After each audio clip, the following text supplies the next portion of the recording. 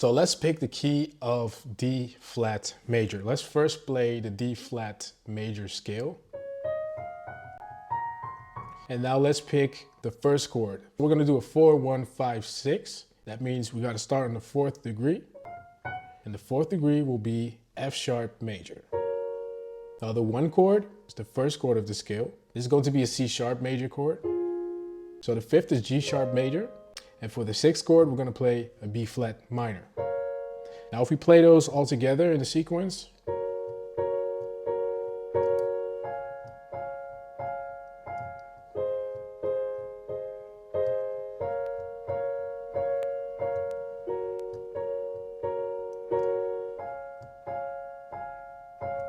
now for reference, this chord progression is used in the song Umbrella by Rihanna.